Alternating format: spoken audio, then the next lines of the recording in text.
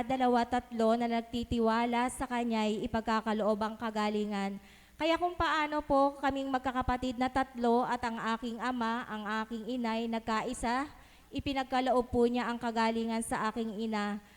Ngayon po ay nakakalakad na po siya ng normal, hindi po siya ina-opera. Bagamat ang sinasabi po ng mga doktor, pagkapag daw po ito ay hindi na-operahan, mabubulok daw po yung kanyang hita.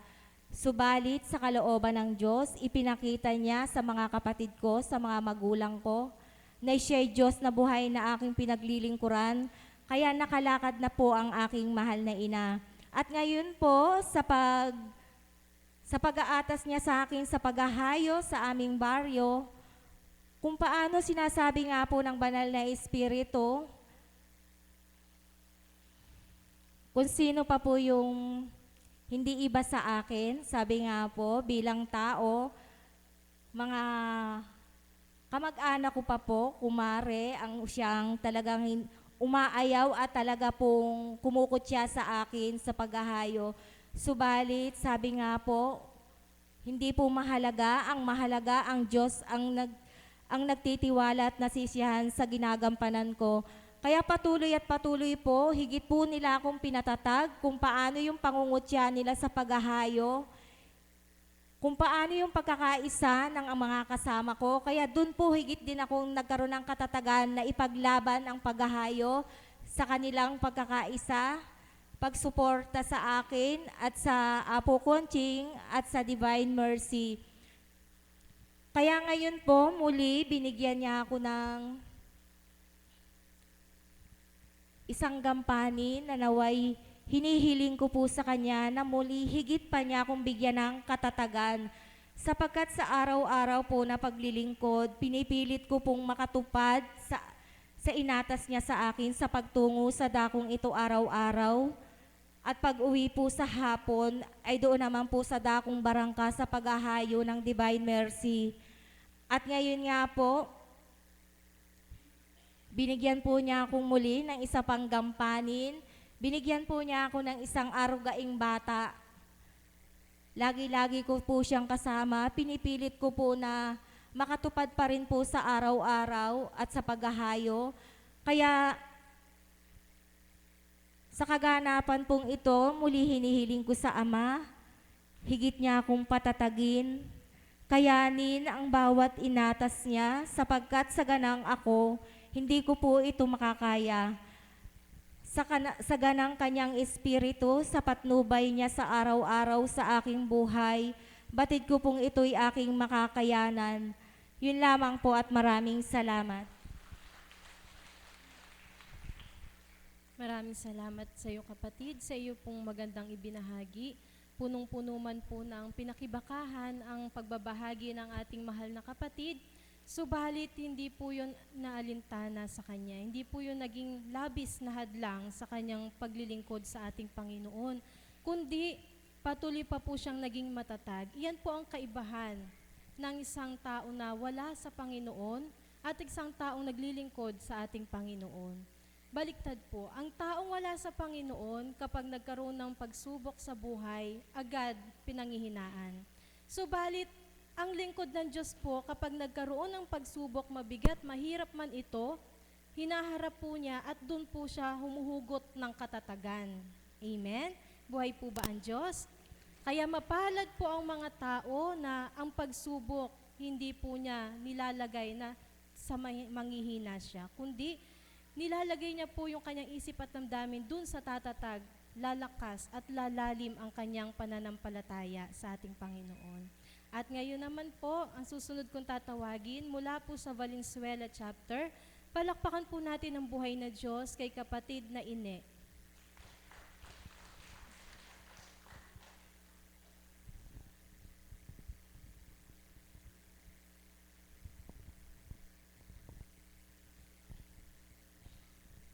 Magandang umaga po sa atin lahat. Sa mga caps o alagad. Yung dati pong buhay ko, hindi po ako ganong katatag. Bagamat man po ako ay nagsisimba. Pag may nagyaya sa akin, o sige. Subalit po ako nung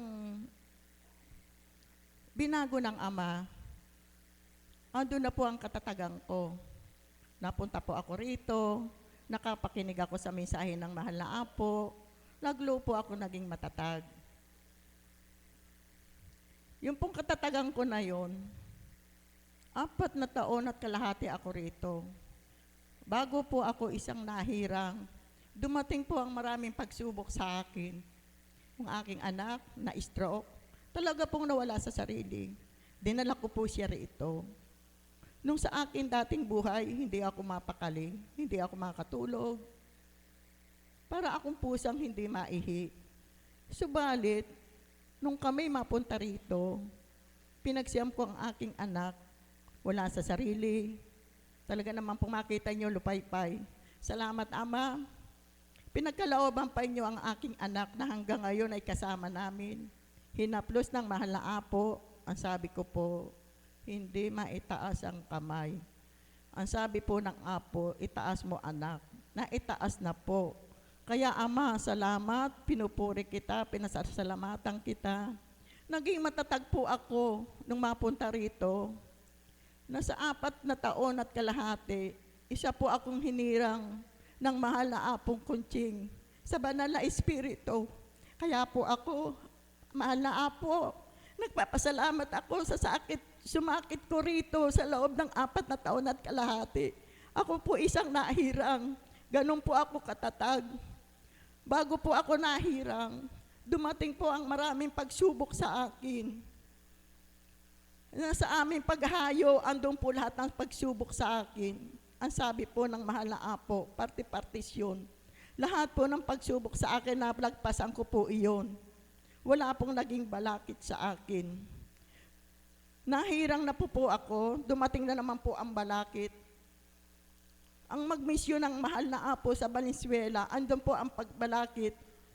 Kutsain ako. Ganuhin din po ako na kababa kung ano ang sabihin sa akin ng mga kapatid ko sa Katoliko. Sa katatagan ko, walang ang posible sa Panginoon. Tinatatagan ko ito, basta't ako nasa piling ng Panginoon. Hindi niya ako pababayaan. Pag ang Ama ang kumilos, walang hindi ibibigay sa atin. Kaya po, napakabait ng Ama. Sa akin sumakit at nagsusumikap, talaga po ang Panginoon napakabait. Akala niyo po nalagpasan ko po lahat ng aking pagsubok. Andiyan po pala, kahit po pala tayo ay nahirang, mas marami pong dumarating ang pagsubok sa atin kung paano tayo katatag. Kaya salamat Ama, lagi niyo akong binibigyan ng katatagan, pinupuri kita, pinasasalamatan Ama. Sa ayoko kumuko ng sandigang ko, hugot ng lakas. Hindi nyo ako pinabayaan. Mga kapatid ko sa Katoliko, napakasarap pong kapiling ng Panginoon. Lalo po tayo binigyan ng katatagan, talaga pong hindi natin makakalimutan ito. Ano man pong sa bahay, iiwanan natin tungkol sa Panginoon. Pagka po pala tayo nasa Panginoon, ang kapatid natin sa Katoliko, ang ikukwento natin, ang Panginoon, kung gaano kabuti, kung ano ang binibigay sa ating kabutihan. Ganun po ang Panginoon, lalo na po sa narinig ko sa mahal na Apo, na ganun po na mensahe napakabuti. Kung iyon po naman ang ating ilalagay sa puso, wala po tayong kaaway. Wala po tayong pagraramdam. Basta po ilagay natin sa puso. Kaya hanggang dito na lang po. Salamat po. Maraming salamat po, Tita, sa inyo pong magandang ibinahagi. Sadya po talagang ganyan, ang bawat gagamitin ng Diyos, kailangan po munang maidarang nang makita po talaga yung tunay na kinang, na alay at handog ng ating Panginoon. Hambing po sa ginto. Amen po ba? Kaya ngayon naman po, ako po ay tatawag mula po sa mga Tatay Caps, mula po sa Mapaniki. Tinatawagan ko po si kapatid na Mario Manliklik. Palakpakan po natin ang buhay na Diyos.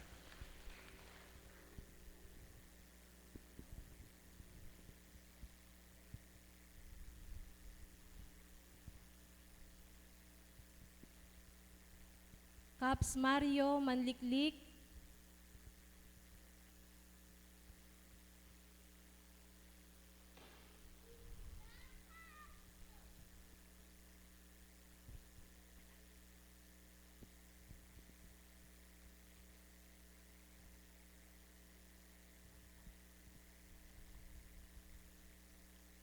Wala pa po.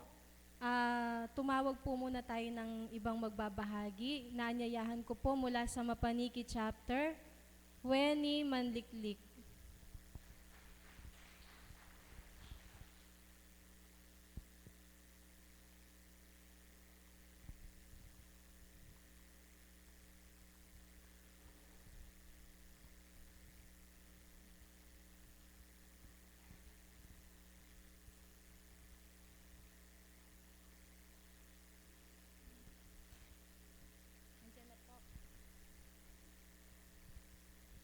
Palakpakan po natin ang buhay na Diyos kay Mario Manliklik po. Narito na po siya.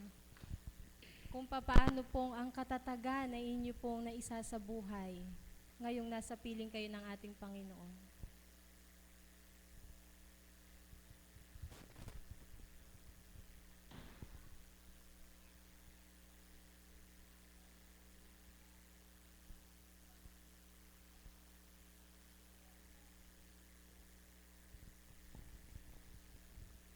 Pagpalang umaga po kayo sa inyong lahat po.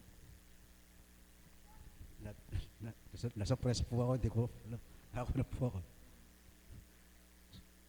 Ang may share ko lang po, yung dati ko pong, yung paano kong nagpo sa Panginoon po.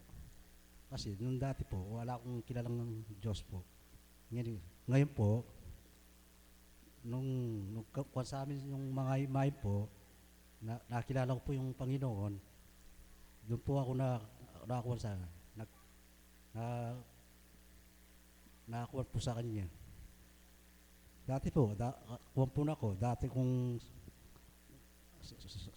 mga bisyo, marami ako pong bisyo. Ngayon po, nung makilala ko po ang Panginoon po, unti-unti nagbabago po ako. Kaya po, hanggang ngayon po, kahit sa amin po, yun.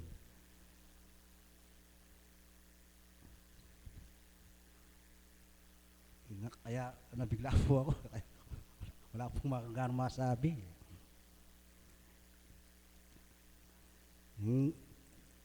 May share po yung dati yung buhay ko po paano ko nakakuha sa Panginoon po. Kasi po hindi po ko alam yung tema po kasi pagkatatag po. Katatagan po. Opo.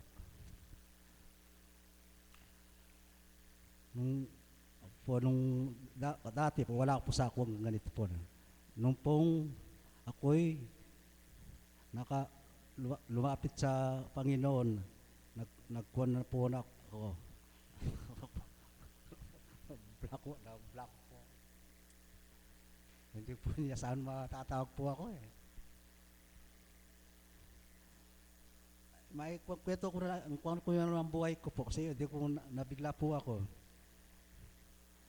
Kaya ngayon po, ang dati kong buhay po, dati kong sagwarol, dati kong ano po, yung mabisyo po ang lahat. Ang lahat ng bisyo, sa akin po. Kaya lang, binago po ako ng Panginoon kasi po, dati, hindi ko, ang mga barkada ko, yan. Hindi ko kukuha niyan. Pag nasabi ko, sige, sugal. Nung po, kapatid, bigla po pagkatatagag.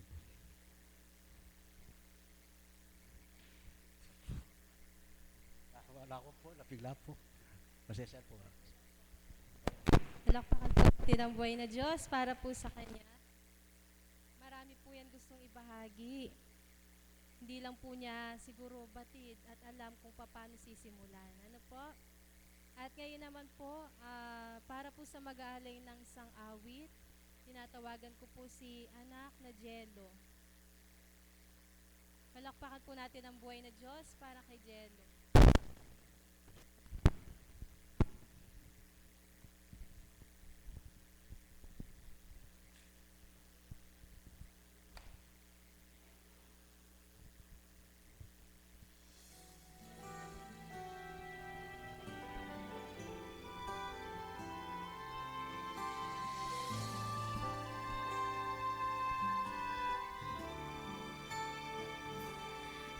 Kaya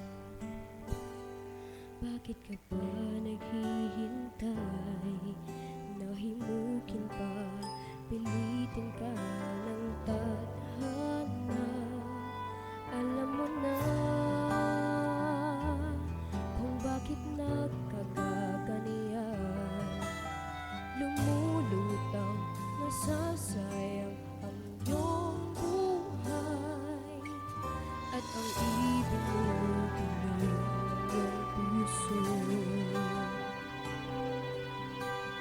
Natutulog ba ang Diyos? Natutulog ba?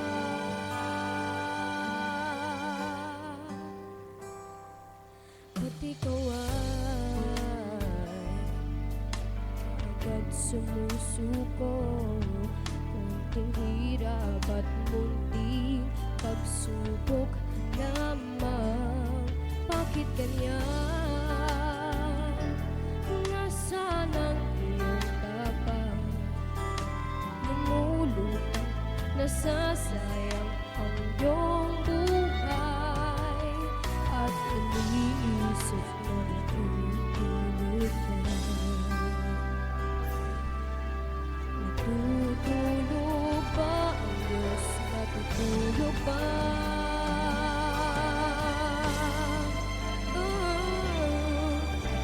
Sikapin mo, pilitin mo, tibayan ang iyong puso. Tanging ikaw ang huhubog sa iyong bukas. Huwag mo sanang akalain natutulog pa ang Diyos. Ang buhay mo ay mayroong halaga sa Kanya.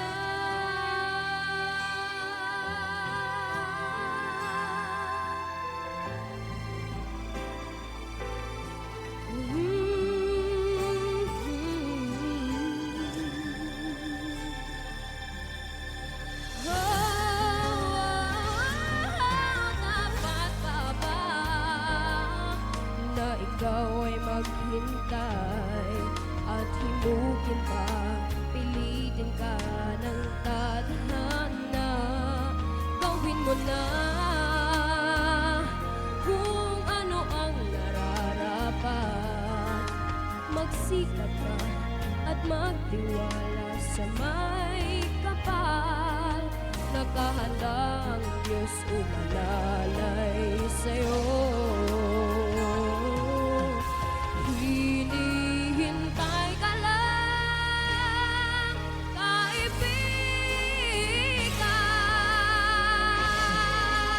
Sikapin mo, pilitin mo, tibayan ang iyong puso. Tanging ikaw ang hubog sa iyong bukas.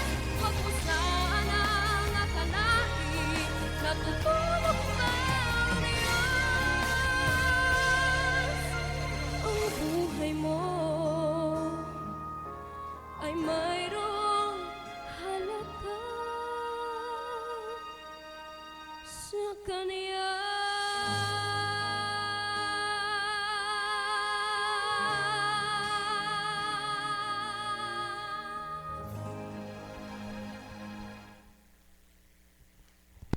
Salamat anak sa maganda mong awitin na inialay sa aming lahat at sa ating Panginoon.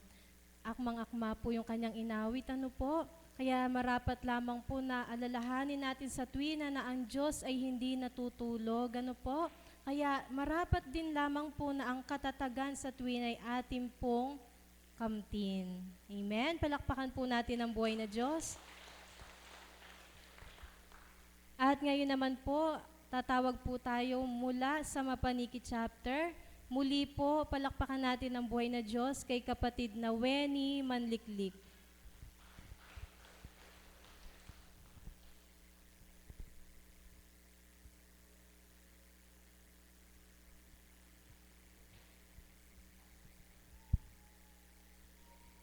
Kapatid na Weni Manliklik.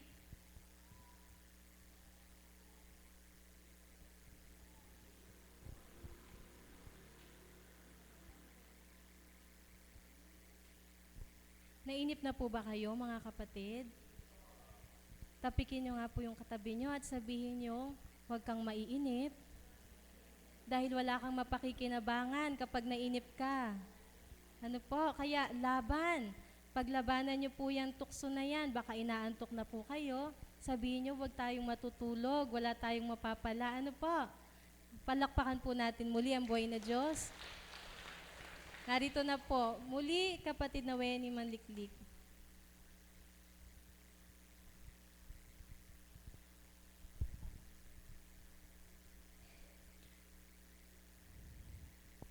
Papurit, pasasalamat sa iyo, dakilang Ama ko.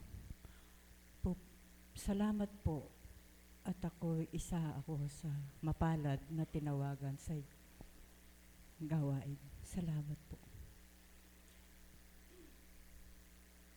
Isang mapagpalang umaga po sa inyong lahat, mga kapatid. Ang may babahagi ko po sa aking buhay mula nung ako'y nawalan ng kabiyak ng puso, di ko po alam kung saan po ako mag-uumpisa sa aking buhay dahil ang anak ko, 6. Nag-aaral po sila lahat. Ang panganay lang po ang di nag-aaral. Ngayon po, talagang gulong-gulo po ako noon. Di ko alam kung saan ako mag-uumpisa. Pero nung masumpungan ko na may Diyos na buhay, nagagabay sa akin. Kaya papurit pasasalamat sa Ama na ako hindi niya pinabayaan sa 6 kong anak na sa ngayon ay may mga asawa na sila. Tinaguyod ko po sila sa kulang 20 years. Akong naghanap buhay para sa kanila. Salamat sa Diyos at binigyan ako ng pagtitiwala sa Kanya na hindi ako pababayaan, hindi ako iiwanan.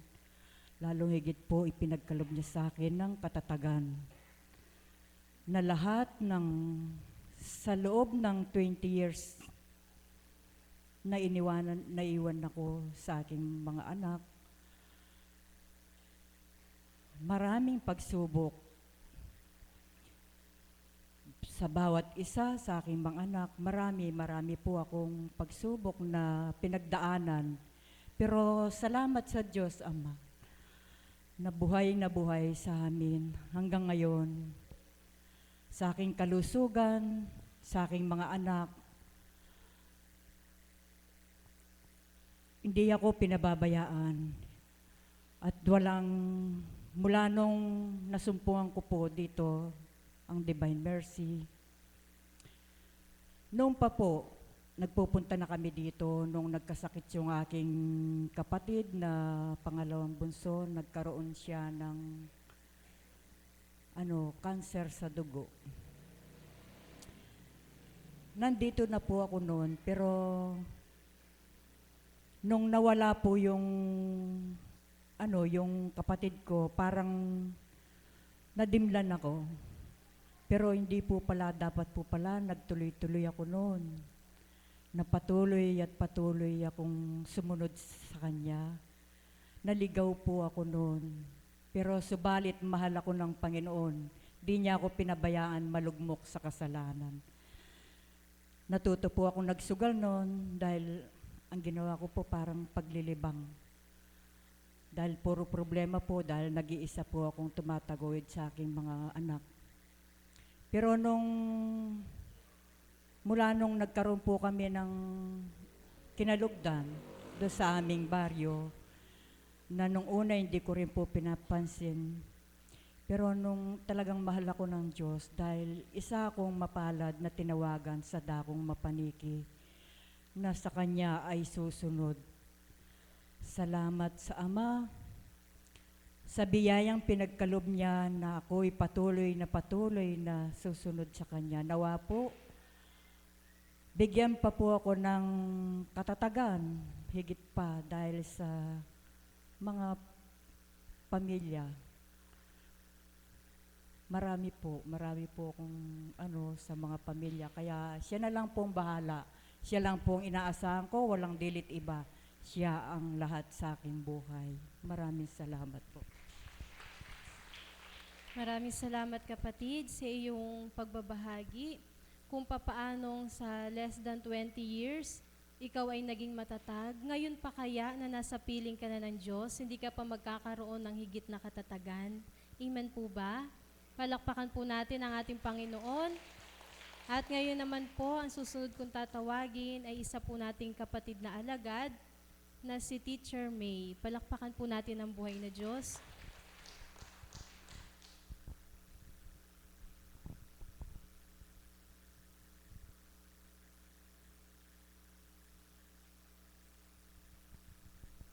Isang mapagpalang umaga po sa ating lahat sa tanghaling ito. Buhay po ba ang Diyos?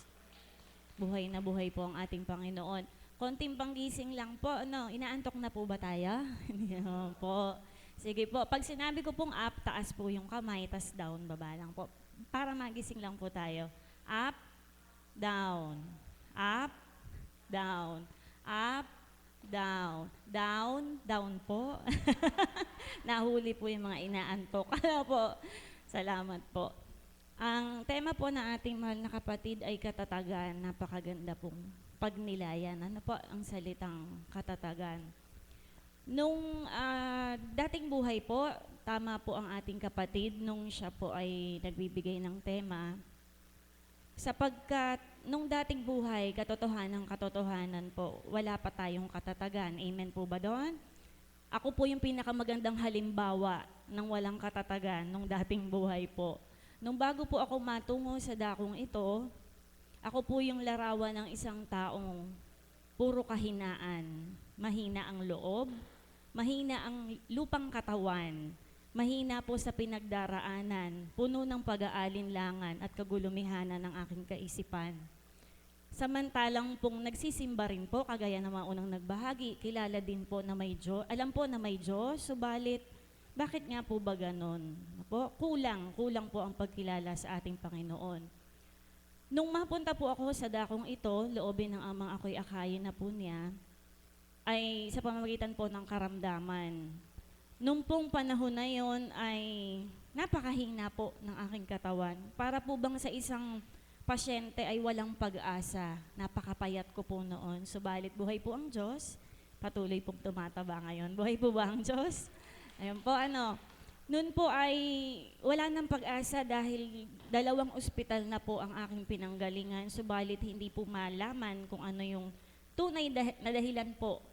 Bakit nga po gano'n ang aking nararamdaman? Hanggang salamat po sa Ama, ang taong ginamit po niya na nag-akay po sa akin sa dakong ito, na naging kaparaanan po na makamit ko ang kagalingan ng aking lupang katawan, pero una po ang kagalingan ng aking kaluluwa. Buhay po ba ang Diyos? Napakasarap pong pagnilayan. Sapagkat nung pong panahon na yon, wala akong batid sa dakong ito kung ano yung gawain po ba dito. Na nung dumating po ako ay nagcha-chaplet po, ganyan, nagpe-praising, sabi ko, ang daming ginagawa. Siyempre po, pag tayo pasyente, ano po gusto natin agad?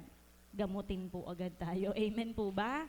Noon po, nagmimithi na ako, sabi ko, napakatagal po, hindi ko po alam na sa pamamagitan pala ng mga iyon ay makakamtan ko ang kagalingan.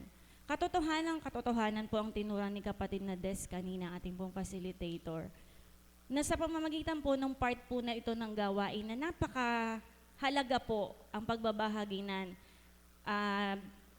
Napagnilayan ko po sapagkat sa tema po niya, nung pong naririto ako na bilang pasyente hanggang sa gumaling na po at naging tagasunod, sa pakikinig ko po sa mga nagbabahagi, yun po ay naging susi din at naging paraan kung paano ko po nakamit ang katatagan. Buhay po ba ang Diyos? Amen po. Sapagkat pagka po tayo nakikinig ng kanilang binabahagi, napagninilayan po natin na, ay ganon nga rin ako.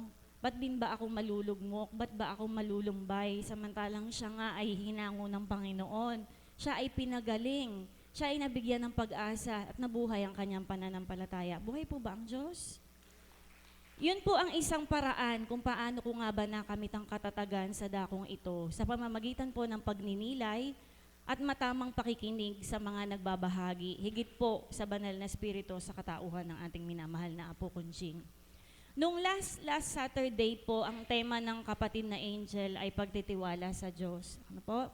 Napakaganda po. Hanggang nagbahagi po ang Mami Beth noon, binahagi po niya ang tungkol sa pagtitiwala. Hanggang dinugtungan po niya bago matapos ang pagbabahagi na kung paano naman siya pinagtiwalaan ng Diyos. At ako po bilang isa rin sa mapalad na salamat sa Ama na hinirang po niya, ay nakapagnilay. Ano po, na napakasarap nga po kung paanong lumalim ang pagtitiwala mo sa Diyos at ikaw naman ay pinagtiwalaan ng Diyos na nung susunod na Sabado naman po, na ang tema ng kapatid na Tita Dory ay paninindigan o paano natin ipaglalaban ng Diyos, magkaugnay po bilang isang pinagtiwalaan, paano ka nga ba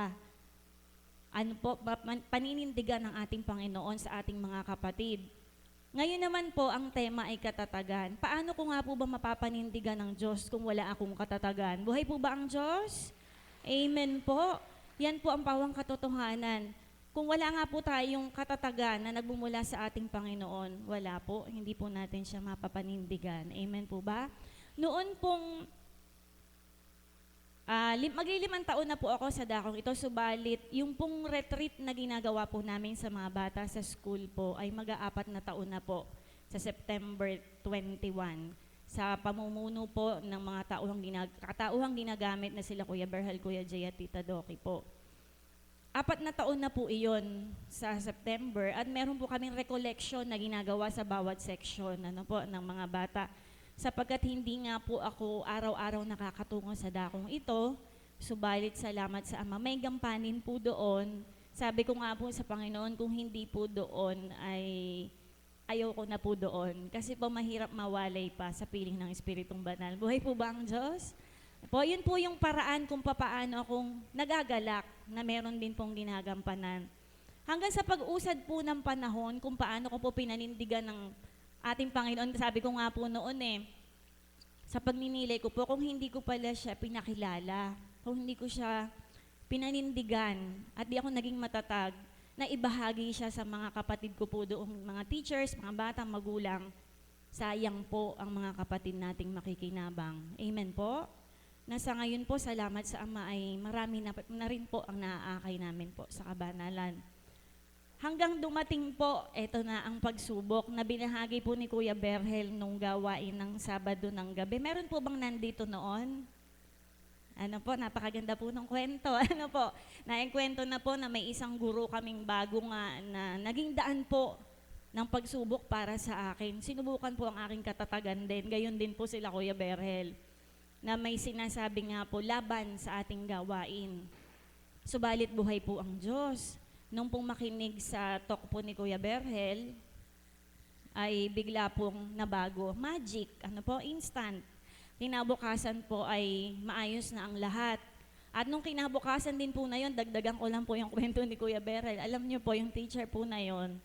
Nung kinabukasan po, ng umaga, pagka po kasi sa school ay pupunta sa klinik ang bata, pagka hindi po naaalis ang sakit ng tiyan, ano po, salamat sa Ama, dinadala na po sa akin, ano po, konting haplos po, nilalagyan ng chaplet, ganyan po ang kaparaan ng ating Panginoon. Pananalig lang po na ipapahayag kung sino yung nasa chaplet, so nakikilala po ng bata. Konting haplos po at panalangin sa ating Panginoon pagdulog, gumagaling na po ang mga bata. Yung sabi nga po, salamat po sa Ama sa gayong kaganapan nga po.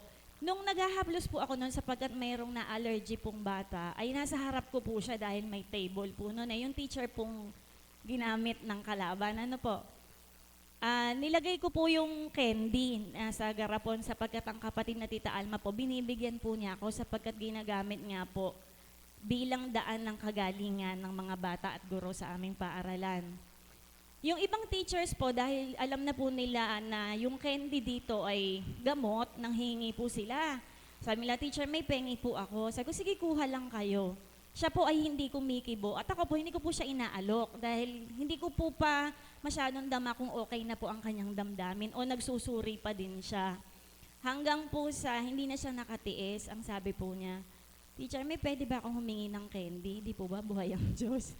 Sabi ko, sige, kumuha ka. Kumuha po siya. Umaga po yun. Nung after lunch naman po, hindi na po siya nakatiis. Lumapit po siya. Sabi, "Teacher, may busy ka po ba?" Sabi ko, "Hindi naman masyado." Sabi ko, "Bakit? Pwede po bang magpahaplos? Masakit po ang likod ko. Buhay po ba ang Diyos?" Kaya madalas ko po siya ngayon hinahaplos. Ano po, pag lumalapit po siya. Kaya sabi ko po, kung hindi dahil sa salita, pangako, pagiging tapat at totoo ng ating Panginoong pinaglilingkuran, paano ka nga po ba magiging matatag? Amen po? Yan po ang nagpapatatag sa akin ng mga banal na aral na niluluwal ng banal na spirito sa katauhan ng ating minamahal na Apo Conching at ang mga kapatid po nating ginagamit na nagbabahagi sa harapan. Kaya po mga kapatid, matamang po tayong makinig sapagkat tayo rin naman po ang makikinabang. Amen po ba? Amen po ba doon? Amen po talaga. At sabi ko nga po kung paano rin na ang mga binabahagi niya ay nagaganap. Kung ito po isa mabuti na po, mabuting kaganapan ay pinasisilay po niya sa amin. Na nung nakaraang Miyerkules po, kukunin ko po yung pagkakataon. Maraming salamat po sa lahat po ng nagsidalo sa misa na pinangunahan po ng aming pari. Isa po siya sa may-ari ng aming paaralan. At siya po ay ang aming school managing director. Salamat po dun sa Mapaniki Chapter, San Agustin at Barangka. Tama po ba ako? Mga kapatid po nating alagad at kap sa mga taga-sunod po at pasyente na pumunta. Nakita ko po din si kapatid na Nora po. Tita Nora, ano po, nandyan din po sila. Maraming salamat po sa inyo. Nakakagalak po ng puso. Ako po yung sobrang nagagalak. Sabi ko, hindi ako naging matatag. Walang galak na makakamtan. Amen po ba? Nakakagalak po, ang dami pong tao. At nung mag-usap po sila ng mahal na Apo sa loob, ako po yung kinakabahan. Siyempre po, hindi po natin alam kung ano yung magiging damdamin ng pare sapagkat unang punta pa lang po niya dito. Nung inimbitahan ko din po siya na medyo kinabahan din po ako, pero sabi nga ng Panginoon, kung sa mabuti, sino nga po ba ang aking sandigan upang maging matatag kung hindi siya lamang? Amen po ba? At naganap nga po na nakapag-misa na siya. Nung una po, pakiramdam ko, sinusuri po niya ang mahal na Apo nung nag-uusap sila. Hanggang dahil buhay ang Diyos po sa dakong ito, sa katauhan ng mahal na Apo, nagbahagi po ang mahal na Apo, nadama niya ang katotohanan. Nakatahimik lamang po siya. At mga kapatid, buhay ang Diyos, tinanggap po niya ang mahal na Apo Conching. Buhay po ba ang Diyos? Nung po nag-uusap na po sila sa adoration after ng Mass, nandoon din po kami ng aking kasamahang principal. Ang sabi nga po ng mahal na Apo ay hindi po yung iba pong pare ayaw, parang kino-question po yung pagsusuot ng sutana. Sabi po ng Father Albert, huwag mo silang pansinin, minessage sa'yo yan. Ako, malawak ang spirituality ko. Buhay po ba ang Diyos? At ang maganda po, ang sabi po ng mahal na Apo, Father, maraming salamat po. Mauulit po ba? Ang sagot po niya, oo naman. Buhay na buhay po ang ating Panginoon. Kaya po ang bawat isa maging matatag, manalig po tayo at panghawakan po natin ang mga salita ng Diyos. Sabi nga po, hindi lamang sa tinapay nabubuhay ang nilalang, kundi sa salitang banal na nagbibigay buhay. Maraming salamat po. Maraming salamat po, Teacher May, sa napakaganda mo pong ibinahagi na nawa po ay ang lahat ng nakapakinig ay napulutan po siya ng aral. Amen? Sabi nga po ni Teacher May, marami man po siya pinagdaraanan, mga pagsubok, maging sa kanyang lupang katawan, maging sa kanyang taglay na damdamin at kaisipan na wala po siyang katatagan. Amen? Siya daw po yung isang magandang halimbawa ng walang katatagan. Ano po? Na ngayon, na nasa piling siya ng Panginoon, nagkaroon na po siya ng katatagan. Kaya po, tayong lahat, makahulagpos din po tayo. Lahat ng tao may pinagdaraanan pong problema, pagsubok, karamdaman, sakit, pagdurusa. Subalit, kapag ang lahat po ng iyan ay iyong hinarap, hindi mo iniyakan, kundi nanalig ka, nanampalataya ka, at inasahan mo na may magagawa ang Diyos mong tinatawagan, ikaw po mismo mararamdaman mo sa sarili mo, nagiging matatag ka na. Amen? Ikaw mismo sa sarili mo, masusuri mo na tumatatag ka na. Dahil matatag din yung tinatawagan mo at sinasandigan. Walang iba kung hindi ang ating Panginoon. Buhay po ba ang Diyos? At ngayon po, mula po muli sa Mapaniki Chapter, tinatawagan ko po si kapatid na Feli Hernandez. Palakpakan po natin ang buhay na Diyos.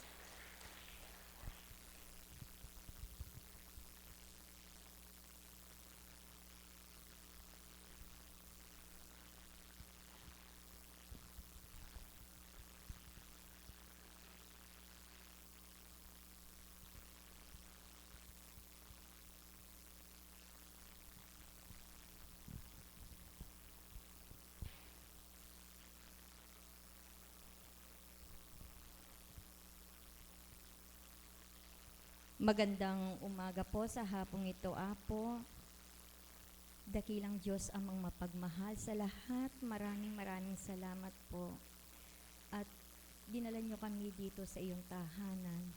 Naway, Panginoon, puspusin mo po ako ng iyong banal na espiritu mula ulo hanggang paa upang ang lahat ng katotohanan ay aking masambit sa aking mga kapatiran.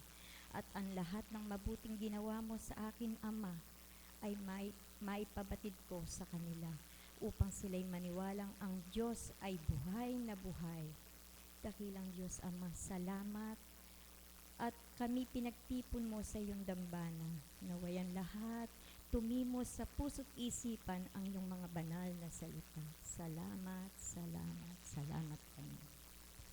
Magandang araw po sa hapong ito. Ako po ang ibabahagi ko sa inyo kung paano po ako pinatatag at mayroong katatagan sa aking pananampalataya. Wala pong nag-akay dito sa akin at lalong walang nag-imbita upang ako'y pumunta dito sa dambana. Kusan loob po akong nagpunta dito sapagkat ang aking pong nasa loob sa aking pong puso't isipan, dito ko matatagpuan ang aking hinahanap, yung pong buhay na walang hanggan. Lumapit po ako sa ating Panginoon ng malakas. Wala po akong problemang mabigat, sapagkat sabi nga po, ang tao, kung kailan lumalapit sa ating Panginoon Diyos, doon niya bibigyan ng mga pagsubok. Amen po ba? Sapagkat tunay na makikita ang katatagan mo sa iyong sarili kapag binigyan ka ng mga pagsubok ng ating Panginoon Diyos. Nung pumbigyan ako ng pagsubok ng ating Panginoon, nandito na po ako sa ating Panginoon. Tunay po akong naglilingkod ng tapat.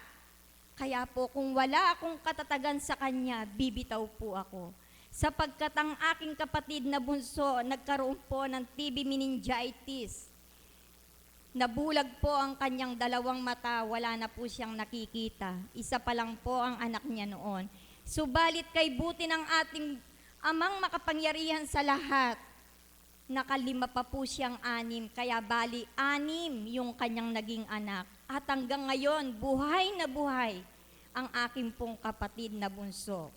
Kaya sabi ko, kung wala ako sa Diyos, kung hiwalay ka sa Diyos, wala kang magagawa.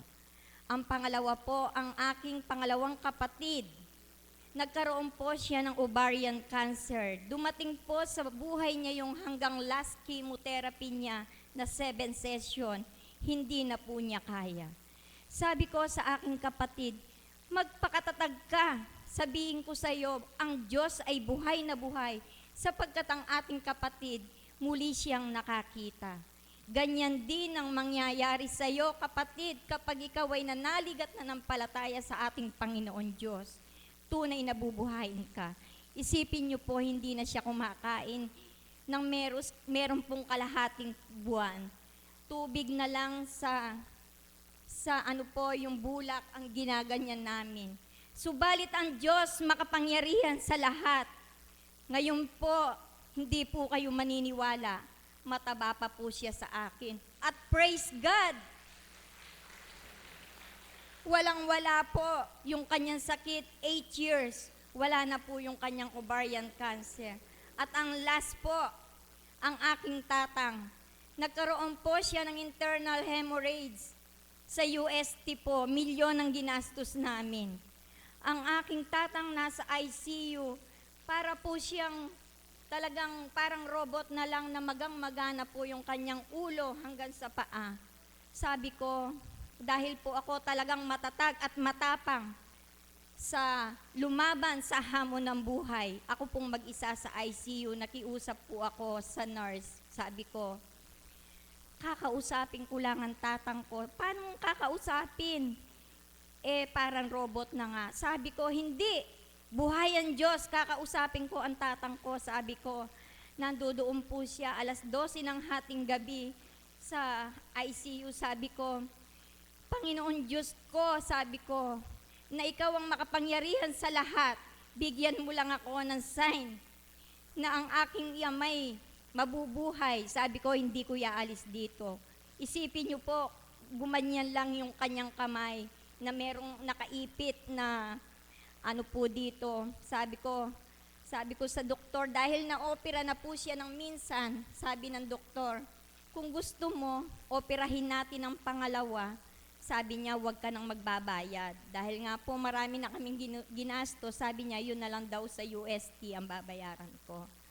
Noong pong mga panahon na yon, wala na po kaming pera sapagkat marami na ngang kasakitan ang dumating sa buhay namin.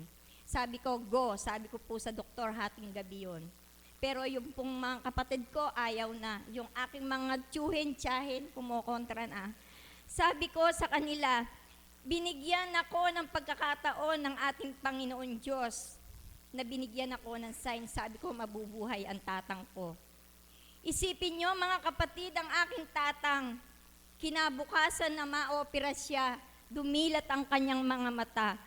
12 years na nabuhay po ang aking tatang. Palakpakan po natin ang ating Panginoon Diyos.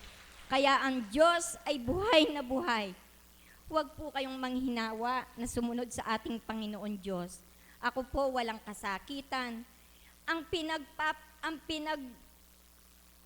aanuhan ko po sa ating Panginoon Diyos ang aking pamilya sapagkat sila halos po may kasakitan. Sabi ko, nagsisikap ako na mailapit ko kayo sa Panginoon Diyos. Sabi ko, hindi tingnan nyo, sabi ko, kayo, nagpakita na ng himala ang ating Panginoon Diyos na siya ay buhay na buhay. Sabi ko pong gano'n sa kanila. Kaya po sila ngayon sa amin, nagsisimba na po na dati, hindi po. Kaya sabi ko, ang Diyos ay buhay na buhay. At napakasarap damhin yung pong pagmamahal ng Diyos. Kaya po tayong mga tao, kapag dumarating po yung mga pagsubok natin sa buhay, para lang po tayong ginto na dinadarang sa apoy. Dumadaan po tayo ng mga proseso. Ganyan po tayo nakikita katulad ng ginto na kapag nadarang sa apoy, makikita po yung kislap. At tayo naman po bilang mananampalataya, kapag po nagkaroon tayo ng mga pagsubok sa buhay, doon po natin makikita ang Diyos Ama na gumagawa ng paraan sa buhay po natin. Kaya po, wag po kayong manghinawa. Ang paglilingkod po sa Diyos para pong nag-iimpok tayo sa bangko. Na kapag gusto nating mag-withdraw sa Kanya, Ama, pagalingin niyo po ang aking mahal sa buhay. Instant, makaka-withdraw ka po sa ating Panginoon Diyos. Amen po ba? Kaya, kay buti-buti po ng ating Panginoon, lahat po tayong nagsusumikap makasama ng ating Panginoon, lalo po tayong magkakaroon ng mga pagsubok sa Kanya dahil titingnan ng ating Panginoon kung hanggang saan po yung katatagan natin sa pananampalataya sa Kanya. Katulad po kung minsan sabi nga po ng aking mga kasamahan, yung aking pong mga tiyahin dahil mga born again po, sabi niya sa akin, bakit pumapahid daw po tayo sa mga santo at santa? Sabi niya gano'n sa akin. Sabi ko, hindi mo ba nababasa, kapatid? Sabi ko, katulad ng isang babaeng naaagasan ng dugo ng 12 taon, ganyan po kaming mga Katoliko. Mahipo ko lamang ang dulo ng laylayan ng damit ng aking Panginoon at ako'y gagaling na. Amen po ba? At tunay ngang gumaling yung mga nananalig at nananampalataya sa Kanya. Ako po talaga, pagka may problema po ako, talagang itinataas ko yung dalawang kamay ko. Kaya apo, siguro ako, lahat ng problemang dumadaan sa buhay ko, parang hangin na papasok lang, lalabas. Wala pong problemang dumadatal sa buhay ko na namamalagi. Kaya sabi po sa akin, binigyan po akong mabait na asawa, mabait na mga pamilya, mga anak. Kaya yun ang blessing ko sa ating Panginoon. Kaya ako po, sabi mismong asawa ko po dati, ikukwento ko po pala medyo napahaba. Dumaan rin ako ng mga pagsubok at katatagan bago po ako naging malaya sa aking pananalig at pananampalataya. Kung paano po ako binago ng ating Panginoon Diyos, dati po ako, number 1 po akong sugarol. Hindi po kami nag-aaway ng aking brother husband pagka po sugal kasi doon sa harap namin, nandoon lang yung sugalan. Lagi po akong nandoon. Subalit, binago ako ng ating Panginoon Diyos. Sa loob ng 7 taon, hindi ko na po hinihipo man lang yung mga baraha. Kaya po kayo, kung tunay ang gusto nyong pagbabago, isuko nyo sa ating Panginoon Diyos yung mga ayaw nyo sa sarili nyo, yung ayaw nyo sa mga mahal sa buhay, yung ayaw nyo sa mga kapitbahay nyo. Kung hindi kayo may kausap, isuko nyo sa ating Panginoon Diyos at kayo'y pakikinggan.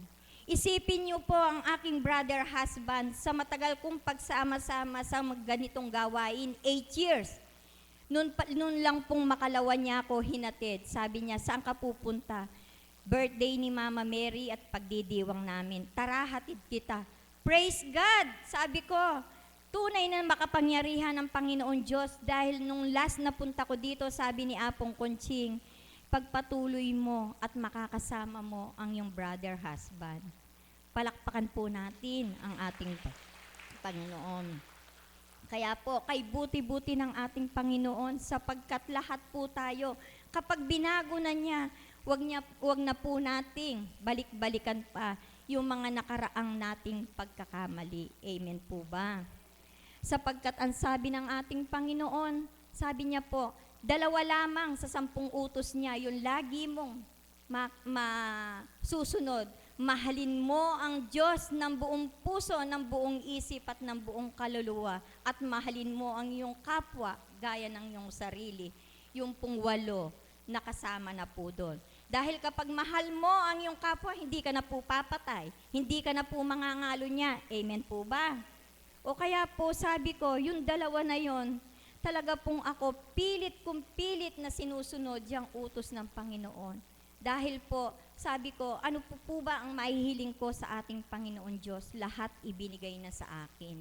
Kaya muli po, magandang umaga sa hapong ito. Maraming salamat. Maraming salamat po kapatid. Napakaganda mo ng kanyang binahagi. Ano po? Nawa po marami po kayong napulot sa kanya. Ano po, maging isang halimbawa po siya. Ganyan po kumilos ang ating Panginoon. Amen? Na kapag talagang pinandigan mo na ang pagtitiwala mo ay buong buo para sa ating Panginoon. Kahit na anumang balakid, kahit anumang hadlang, ang dumating sa iyong buhay pananampalataya, kapag ang Diyos ang pinanindigan mo na magbibigay katatagan sa iyo, makakasadsad ka. Amen? Lahat masusolusyonan. Lahat malulutas. Walang imposible sa ating Panginoon. Tulad po ng ating mahal na kapatid, napakarami niyang pinakibakahan, maraming pinagdaanan. Mga kapatid niya, kabiyak ng puso niya. Di po ba't sabi niya, lahat tayo gusto makapiling ang Diyos. Lahat tayo nagmimithi na makasama ang Diyos. Amen? Subalit, kung hindi tayo magiging matatag, paano nating makakapiling ang ating Panginoon? At yun po yung dapat natin na paglabanan. Amen? Yung magupo agad, yung manghina agad, yung mawala ng pag-asa agad. Kapag nandito na tayo sa piling ng ating Panginoon, kailangan natin ng tibay. Kailangan natin ng iba yung katatagan. Nang sa gayon, yung bawat ating minimithi at pinapangarap, higit lalo ang makapiling ang Diyos sa buhay na walang hanggan ay ating makamtan. Palakpakan po natin ang ating Panginoon. Tandaan po natin mga minamahal na kapatid, sa larangan po ng kabanalan, hindi dapat po ay maging banal nga tayo sapagkat tayo ay tao lamang. Subalit, magiging mabuti tayo sa pananaw ng ating Panginoon kung susunod po tayo sa kanyang kalooban at higit sa lahat kung ipaglalaban po natin siya. Amen? Buhay po ba ang Diyos? At ngayon po, bibigay ko po ang ating minamahal na kapatid na Mother of the House, si Mami Marisa, para po maibahagi kung papaanong iba yung katatagan ang kanyang ginagampanan sa kanyang buhay pananampalataya.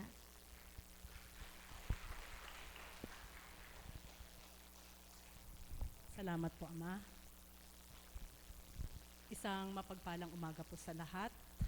Batid ko po na ang bawat isa ay nananabik na masilayan ng ating mahal na Apo Kunching. Subalit ipagpaumanhin niyo po sapagkat mayroon po siyang ginagampanan po ngayon na napakahalaga dahil manganganak po ang kanyang manugang. Amen po ba yon? Kaya alam ko po na maunawaan yung lahat, na ang lahat ay partisyon upang ang bawat isa ay mabahaginan ng biyaya ng ating Panginoon. Amen po ba yon? Salamat sa Ama sapagkat sa loob ng 3 araw na hindi ako nakarating sa dambana, ay eto po, nakatindig muli sa harapan upang magbahagi ng tibay at tatag na ipinagkaloob ng ating Panginoon. Alam ko po na ang bawat isa sa inyo ay may mga karamdaman, may mga pinapasan, may mga problema, kaya naririto. Ngunit huwag niyo po ikalumbay kung hindi niyo man nasilayan ang hinahanap niyong tao. Amen? Sapagkat maging ang ating mahal na Apo Kunching, sa tuwin ay tinuturan niya,